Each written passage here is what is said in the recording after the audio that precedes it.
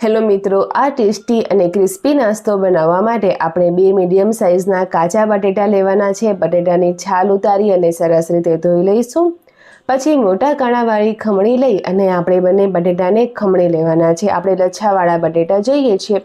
મોટા કાણાવાળી ખમણીથી આપણે ખમણીશું તો સરસ આપણે લચ્છા મળી જશે। જો ના હોય તો નાના કાણાવાળી ખમણીથી પણ કરી શકાય છે। કોઈ ટેસ્ટમાં કોઈ પણ ફેર નહીં આવે। તો આ રીતે આપણે બંને બટેટાને ખમણી લેવાના છે। ખમણી લીધા પછી હવે આપણે શું કરવાનું, ચાળણીમાં અથવા તો સ્ટ્રેનરમાં લઈ અને તેને આપણે 2 થી 3 વખત સરસ રીતે પાણીથી વોશ કરી લઈશું, જેનાથી તેનું બધું જ સ્ટાર્ચ જે છે એ નીકળી જાય। કાચા બટેટાથી બનતો આ નાસ્તો એકદમ ટેસ્ટી બનતો હોય છે અને ખૂબ જ ફટાફટ પણ બની જાય છે।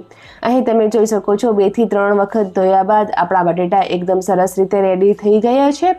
તો હવે આપણે નેક્સ્ટ પ્રોસેસ તરફ જઈએ તો એક કડાઈમાં આપણે 1 ચમચી જેટલું તેલ ગરમ કરવાનું છે। તેલ આપણે વધારે નહીં લઈએ, અહીં 1 થી 1.5 ચમચી જેટલું જ તેલ ગરમ થાય ને એટલે આપણે તેમાં થોડી હિંગ નાખી દઈશું।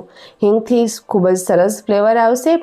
હિંગ સરસ રીતે થોડી પાકી જાય ને ત્યાર પછી આપણે તેમાં ઉમેરવાનું છે પાણી। તો અહીં 1 મોટા કપ જેટલું પાણી ઉમેરીશું આપણે। માપ રાખવાનું કપ અથવા વાટકીની મદદથી પણ તમે ઉમેરી શકો છો। તો હવે આપણે પાણી નાખી દીધું, ત્યાર પછી આપણે તેમાં મીઠું ઉમેરીશું। તો 1 ચમચી જેટલું અથવા સ્વાદ મુજબનું મીઠું ઉમેરવાનું અને સરસ રીતે પાણી સાથે મિક્સ કરી લેવાનું છે। ત્યાર પછી આપણે જે બટેટાને ખમણીને રાખ્યા હતા તે બટેટા આપણે તેમાં એડ કરી દઈશું અને સરસ રીતે મિક્સ કરી લેવાનું છે। સરસ રીતે મિક્સ કર્યા પછી મને અહીં થોડું પાણી ઓછું લાગી રહ્યું છે, તો હવે આપણે શું કરવાનું, અડધી કપ જેટલું પાણી થોડું વધારે ઉમેરીશું। તો અડધો કપ જેટલું પાણી અહીં મેં ઉમેર્યું છે। હવે આટલા પાણીમાં એટલે કે 1.5 કપ જેટલું પાણી થયું, આપણે ઢાંકી અને ધીમી ગેસ ઉપર બટેટાને થવા દઈશું માત્ર 2 મિનિટ માટે। આપણા બટેટા લચ્છાવાળા છે એટલે 2 મિનિટમાં એકદમ સરસ રીતે કૂક થઈ જવાના છે।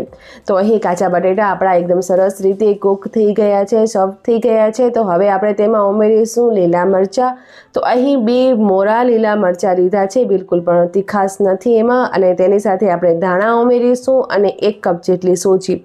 જે વાટકી અથવા કપની મદદથી આપણે પાણી ઉમેર્યું છે એ જ વાટકી કે કપની મદદથી આપણે સોજી લેવાની છે। 1 કપ જેટલી સોજી છે, અહીં 1.5 કપ જેટલું પાણી છે।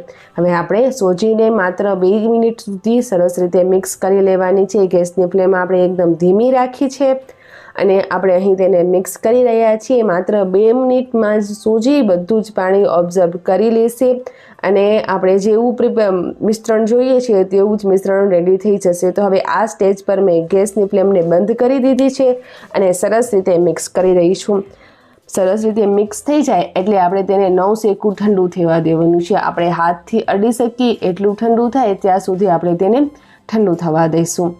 તો સરસ રીતે આપણે તેને મિક્સ કરી લેવું અને ત્યાર પછી ઠંડુ થવા માટે મૂકી દેવાનું છે। તો માત્ર 3 થી 4 મિનિટમાં આ પ્રોસેસ થઈ જશે અને ઠંડુ પણ નવશેકું ઠંડુ થોડી વારમાં થઈ જશે।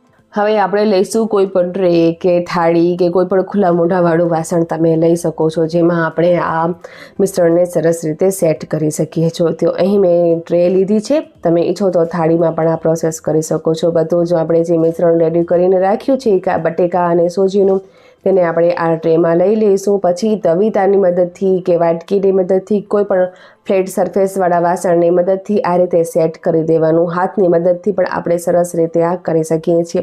વાટકીની નીચે થોડું તેલ લગાવી દેશો ને એટલે સરસ રીતે તમારું આ બધું સેટ થઈ જવાનું છે।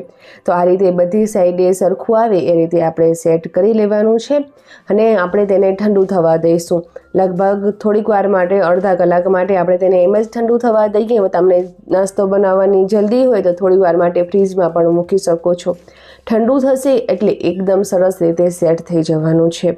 તો મેં આને થોડી વાર માટે ફ્રીજમાં મૂક્યું હતું અને તમે જોઈ શકો છો આ મિશ્રણ એકદમ સરસ રીતે સેટ થઈ ચૂક્યું છે। આપણે ઢોકળી બનાવતા હોઈએ ને એવી જ રીતે સરસ રીતે સેટ થઈ ચૂક્યું છે। તો હવે આપણે ચાકુની મદદથી તેના કાપા પાડી લઈશું।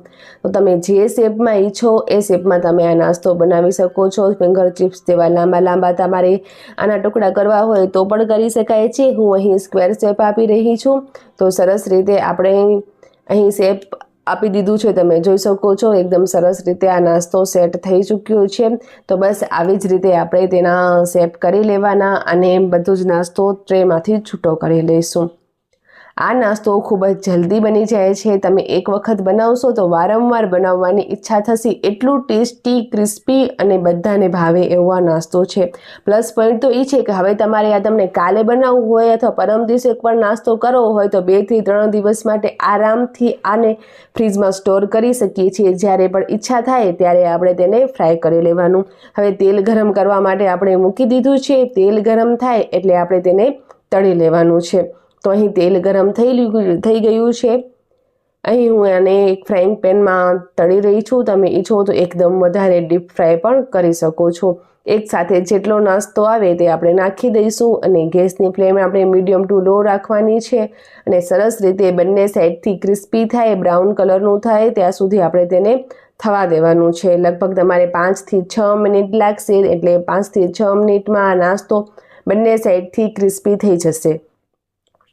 તો નાસ્તો એકદમ સોનેરી કલરનો થઈ ગયો છે એટલે આપણે તેને પ્લેટમાં કાઢી લઈશું. તો આ જ રીતે આપણે બધું જ નાસ્તો રેડી કરી લેવાનો અને સર્વ કરવા માટે તમે કોઈ પણ ચટણી, કેચઅપ કે અગર તમે કોઈનો પણ ઉપયોગ ના કરો ને તો પણ સરસ રીતે ખાવાની મજા આવે એવું આ નાસ્તો બનીને તૈયાર થઈ ગયો છે. તો ચોક્કસથી ટ્રાય કરજો અને તમને આ નાસ્તો રેસીપી કેવી લાગી એ મને કોમેન્ટ કરીને બતાવો. જો તમે વિડીયો થોડોક પણ પસંદ આવ્યો હોય તો લાઈક અને સબસ્ક્રાઈબ કરવાનું ના ભૂલતા.